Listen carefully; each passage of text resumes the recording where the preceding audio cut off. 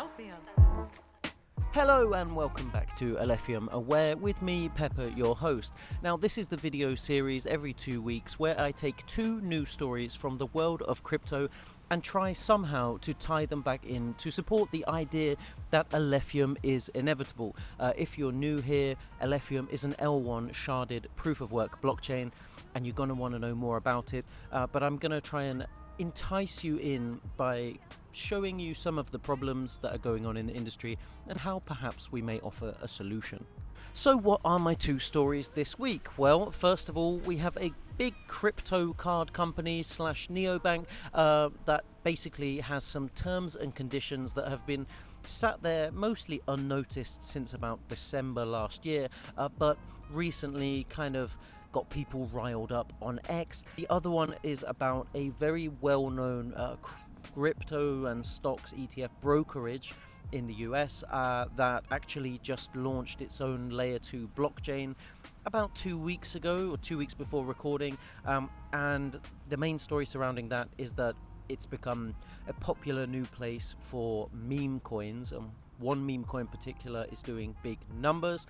Now, those two stories may sound completely unrelated, but dear viewer, I'm going to show you that they're not, and that both of them can be seen as a pretty good signal for Alephium. When you put them together, they tell you really what the market's trying to solve and why it keeps hitting the same walls or limitations time and time again. And so I believe that hopefully by the end of this video you will see why I believe both stories point to the same conclusion.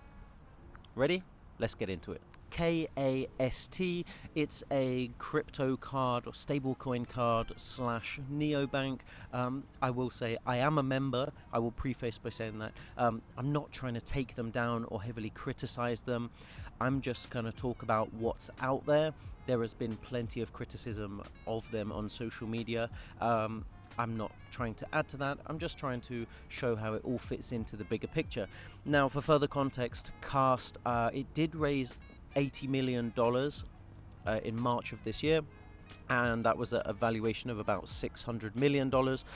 They're pretty big numbers, so as you'd expect, there's pretty big expectations, and that means there's going to be big scrutiny from users. Their kind of pitch as a product is quite simple.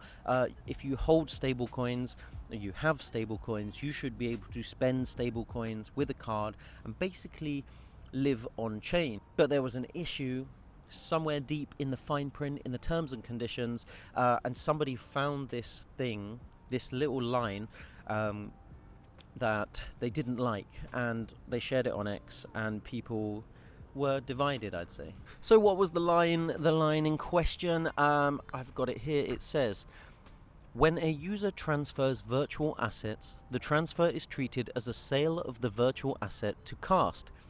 Another one says, once a user sells their virtual assets to KAST, the user no longer retains any ownership interest in those virtual assets. Basically, if you load your crypto, your stablecoins onto the card, you don't actually own it anymore.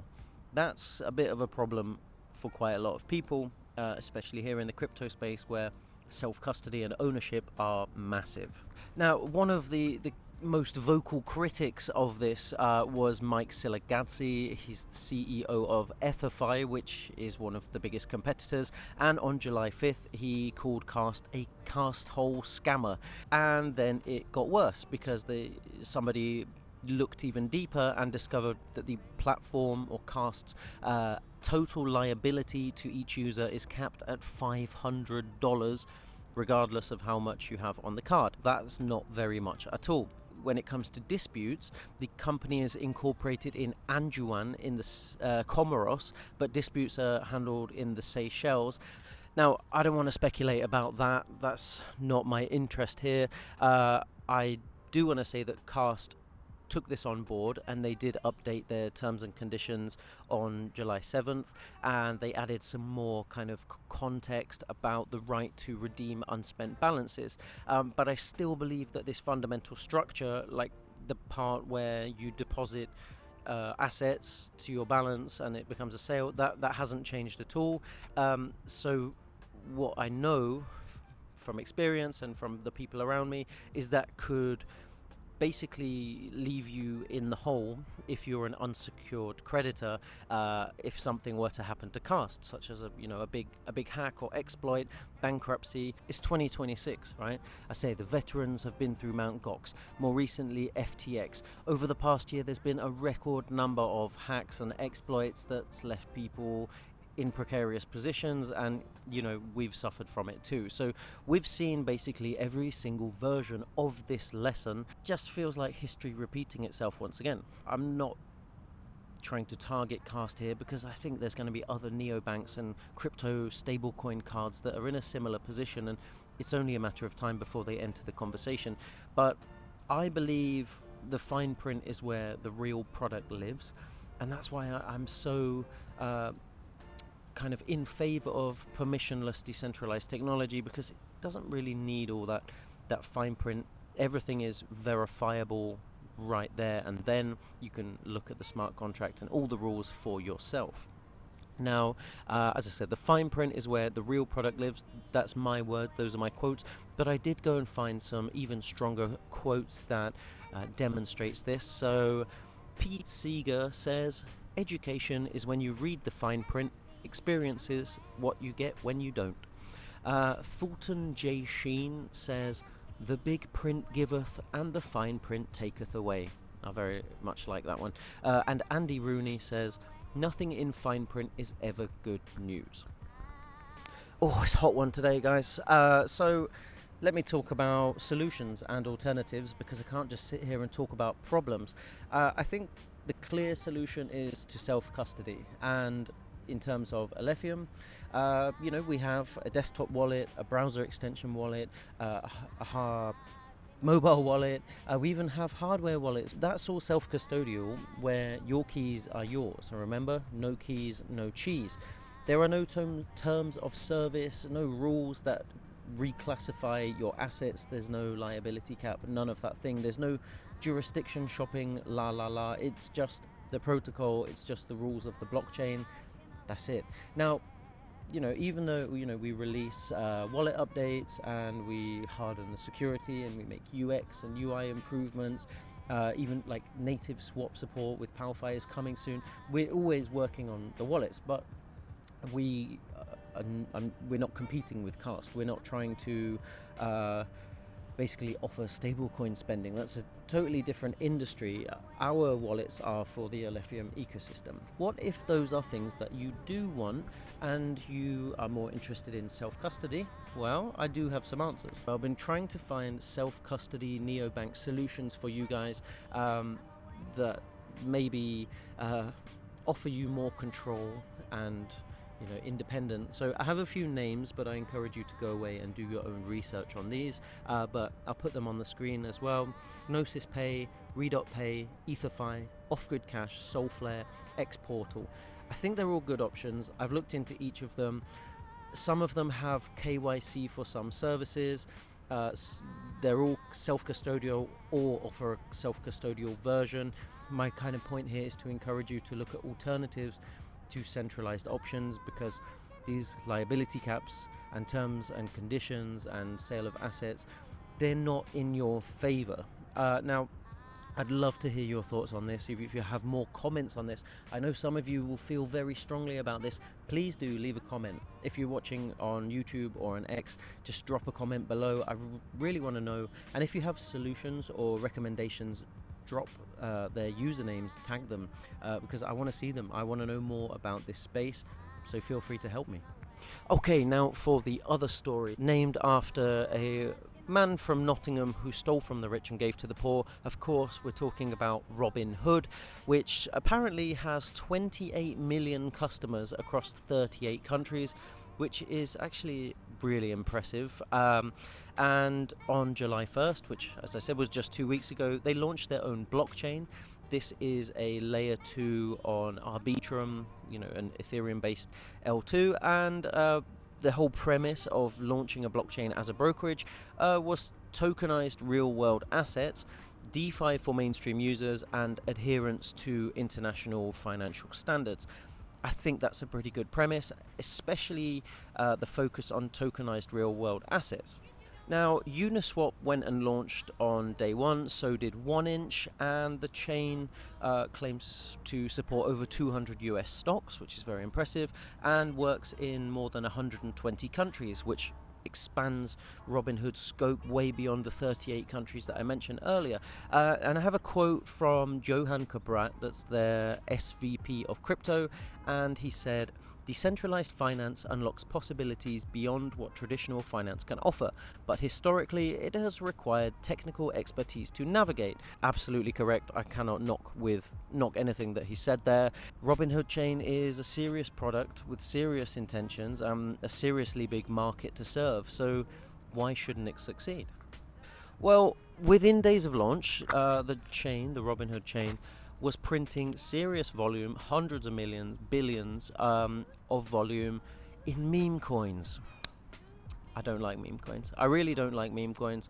I think it's just the lowest utility, worst use case of crypto, and unfortunately, maybe I'm just not degen, or I'm not wired that way to want to play that game. It's kind of a shame that people didn't wait, or Robinhood didn't wait, to do more tokenization of real world assets if that was the promise of the chain. Regardless, it's happened, and a meme coin called Cashcat appeared. Apparently no affiliation with Robinhood, and it was self-described as zero utility, all cat.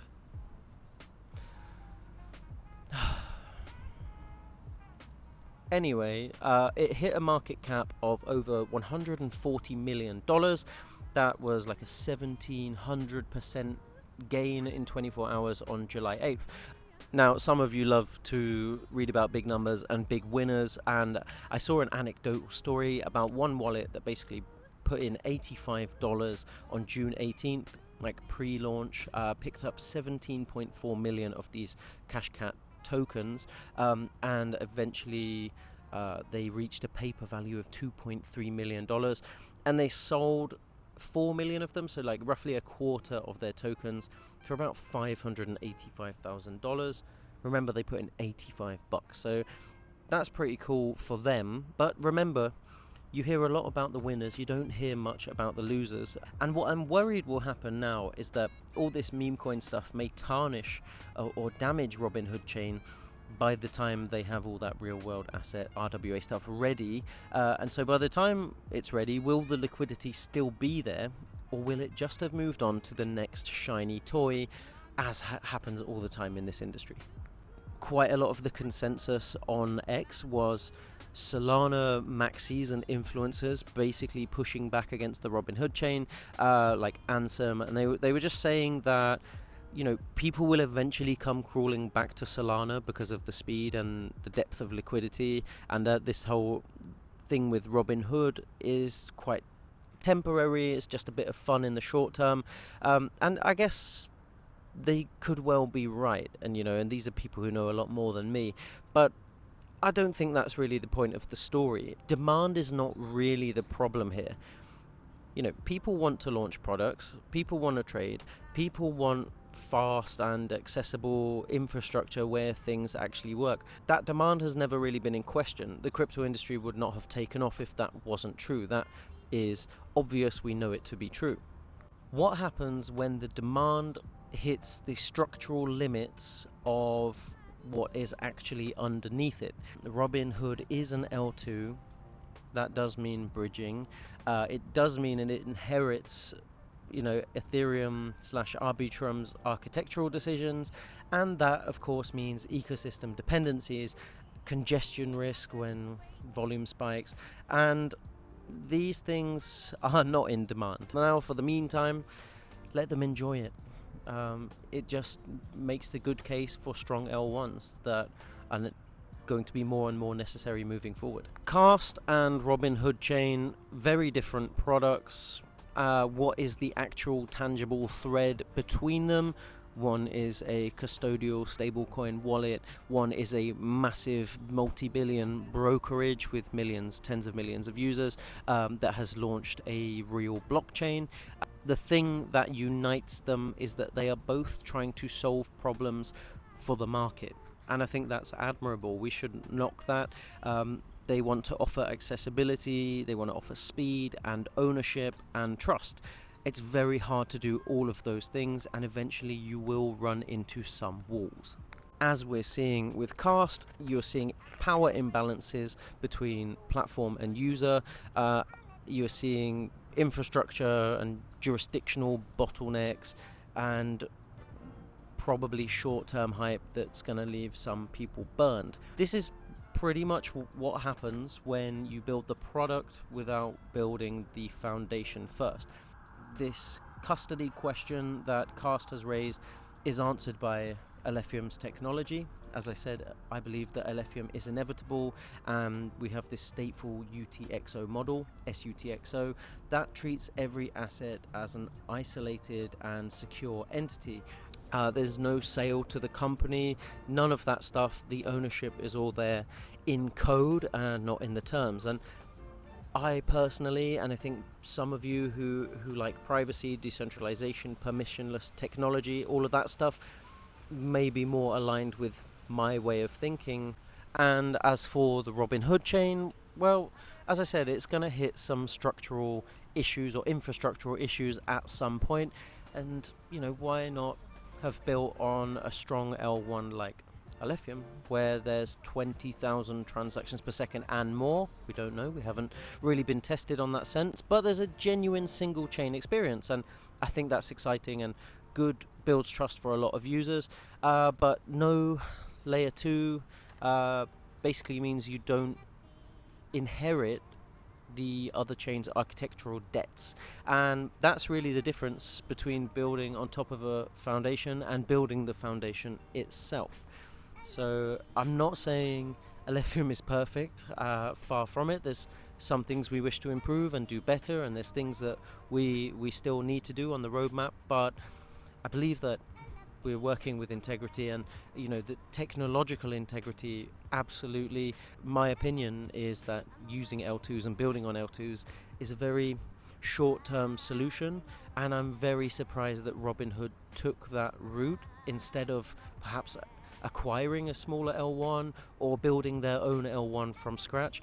And in that sense, it sounds like perhaps they were rushing to market, and when they rush to market, you have to make sacrifices, compromises and trade-offs, and those are things that we don't like doing here at Alephium. That may make us a bit slower, but it's the right thing to do for the tech and for the users. Now, I want to be clear before I finish. I'm not saying that I think Robinhood chain is going to fail, and I'm not saying that Cast's team are villains or doing something wrong. I think both are huge innovators, delivering solutions, trying to solve problems for their users, and I really like that. But I do think there are problems that are being unaddressed and ignored, and because of that we will keep seeing more stories like this, because it comes full circle back to the points that I like to make. Custody risks and infrastructure bottlenecks are essentially just engineering problems, and so they have engineering answers. What there is a lack of is new infrastructure that does not create new problems by solving old ones. Now, Alephium, like I said, it's not perfect, it's not near perfect, but it does an incredible job, and it's so principled. That's why I can sit here and talk about it a lot, and I'm so encouraged by what we're building, and I can't wait for PowerFi to launch. Since 2021 we've been building this infrastructure with really clear alignment and principles, and I've been here nearly a year now, and I've seen that the whole time, and the work is quiet, it's consistent, and it stays true to the mission, which is Web3 without compromises. That is episode 4. I have nothing more to say. I want to hear from you. Please go down to the comments and say something to me. I'll see you next week. There is some bug on me. Bye guys.